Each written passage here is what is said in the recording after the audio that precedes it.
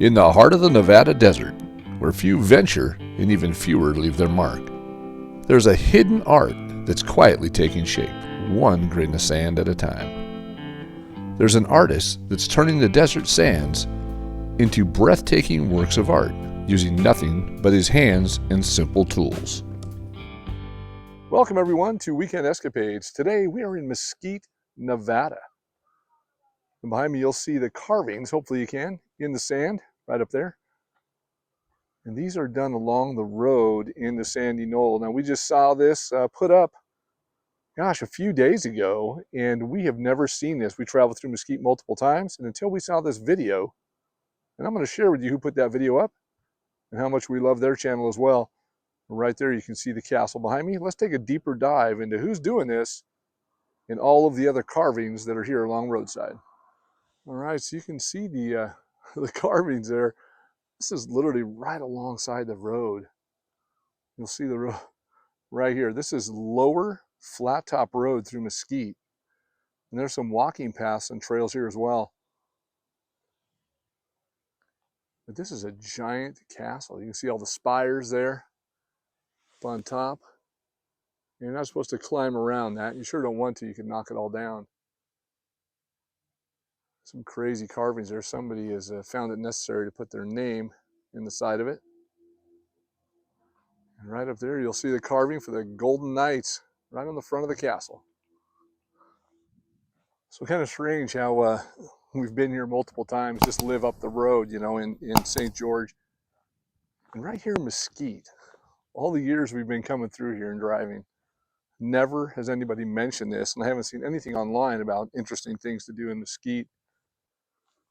And then you watch one of the YouTubers that you've been watching for years, and they just happen to ask somebody at a gas station, you know, what's there in Mesquite? And they say, hey, just up the road, according to his video, Justin Scard put it on there, and he says, this is what's to see right here in Mesquite. And all these carvings, eventually the water, American flag, eventually the water is going to erode most of this, and the weather, it gets pretty vicious here with a wind, but it's dry, not a lot of water, but when it happens, it erodes quickly. And we're getting really close. There's a really nice trail across the way with actually a cement walkway. We'll head up that way to the top of the hill too, but one of the things is there's again, Statue of Liberty right in front of me. We'll share that with you. And this is interesting. Never knew it was here, and it's been here for quite a while and just continues to be added onto. And I guess a couple of the things that he carves in here need permits. So a little bit of no trespassing, but you wouldn't want to walk on these anyway and destroy them. But people find it necessary to carve their names in there still, just like graffiti. Statue of Liberty. That's got some chicken wire in it and some boards there to kind of finish off the crown. And you see the hand way up there with the torch.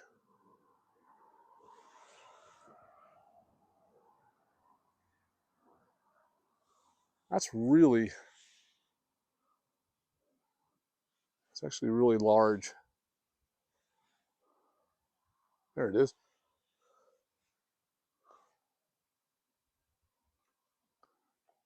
A little thumbs up. Looks like some emojis there. Thumbs up and the smiley face. And a couple others. And then the praying hands. With some emojis. Right next to the Statue of Liberty.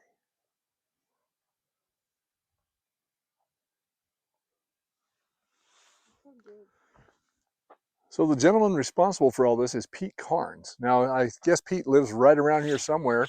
Occasionally you'll see him here in his vehicle carving along the roadside here, but keeps to himself and doesn't get paid anything to do this. But yet all of the people that drive by here and visit the area come by and see this. But of course me, I had no idea it was here. Look how massive that is back there. And the hand with the torch. Pretty excited to see it. I like doing a little bit of like woodworking and things like that, but I would never think to pick up a shovel and start carving in the sand alongside the road. But that's very ambitious, and it's actually great to see something out here because it is just dry desert and sand. we're going to head across the road and head up the trail over here as well. Now you can see there the carvings from Mount Rushmore, the 4 presidents there. Now there's 2 versions. One's a little smaller and then one larger up on top of the hill. These have seen quite a bit of erosion. Now Justin Scard, as I had mentioned earlier, has a channel, Random Land. Now we've been fans and watching that channel for quite some time. It was actually him and Adam the Woo that actually got us kind of involved in YouTube and watching them. They're a daily watch for us as they put up videos. Our channel is nowhere close to as big as theirs, but we are still huge fans. And they kind of inspired us to get started on top of family members that said, hey, keep going. Film everything you see to be able to share with others. You can see there's a few of the Peanuts characters on the side of the hill. And then, of course, it wouldn't be complete without a few Disney characters. Looking around here, I didn't find Mickey and Minnie, but there's Daisy and Donald. There's Jerry. And there is Tom. You can see it's right on the roadside and how big that actually is.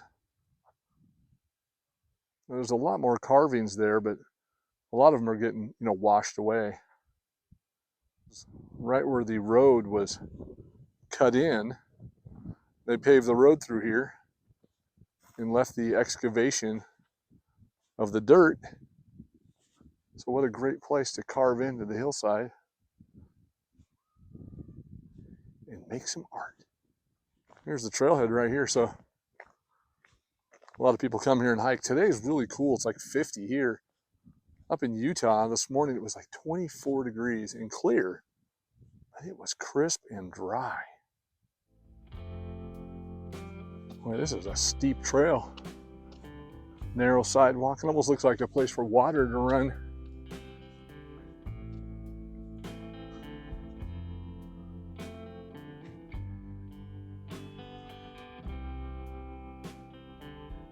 So we got to the top of the trail, and here's something I didn't know.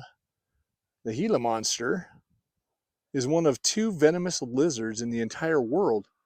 2 of these lizards were found nearby during pre-construction sweeps, which is usual actually, as they are usually nocturnal and evasive.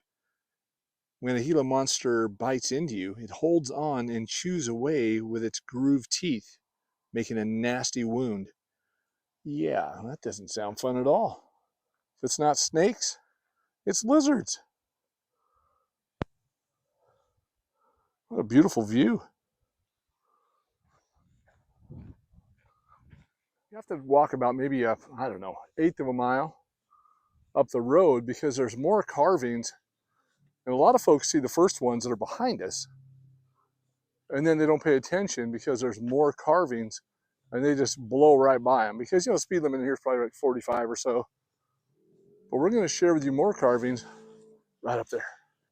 As we're headed up the road, you can see the head for the Sphinx that's up here. So there's a Sphinx statue. It's got a little erosion on it, but you can still tell what it is. We're going to get close to that and see what's up here. And I also heard that there's some other giant carvings on the other side of the road. You just can't see them from here. They're kind of tucked away. You can see the way this is terraced up here, how good of a, canvas it is for carving the art, because you can stand there and work maybe about head high or so. But there's different layers. Some are softer than others. So more rock and then more sand. So you got to be careful. That's why I'm sure there's some chicken wire involved. Here's a good example of what would happen if you get some of this done. See the slide right there, as it gets muddy, water gets behind it, it gets heavy, and it just falls. But some of it's sand and it erodes and just turns into a sand pile. And some are just like this, where there's a layer of rock in there as well, or hard pack anyway.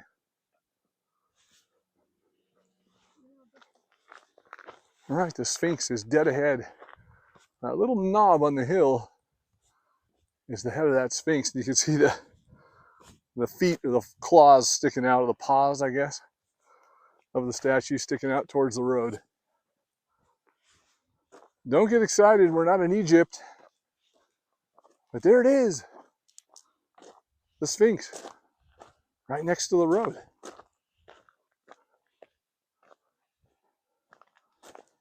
It's pretty amazing. That must have taken a lot of work.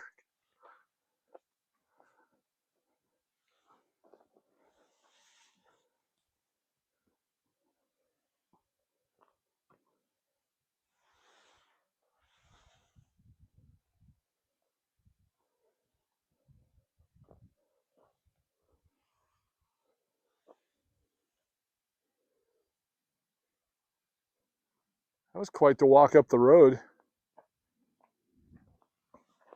And right here, it's like a carving of a little quail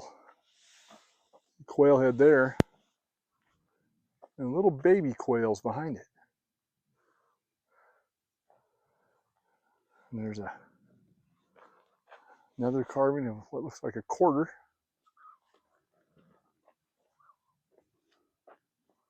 It's like George Washington.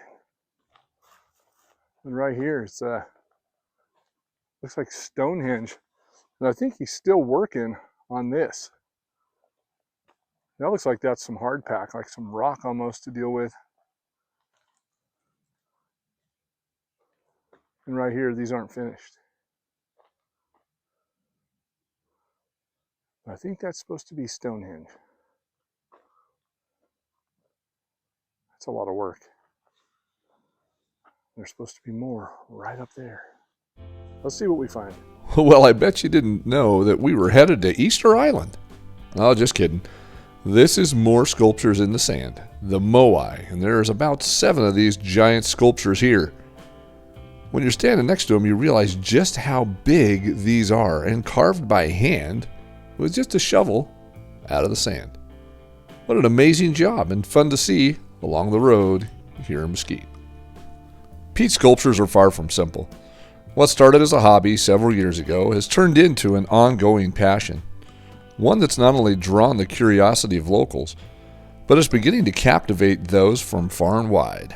And it really shows in the work that he's done here alongside the road, because it's fairly amazing to see. This one looks like a little cat.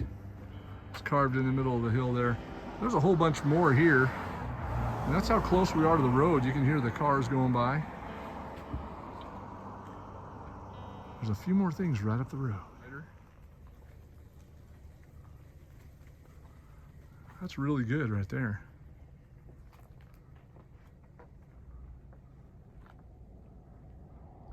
Another Knights logo. A lot of people have added their names. And I believe that's a Raiders logo. Correct me if I'm wrong. Looks like a Raiders logo to me.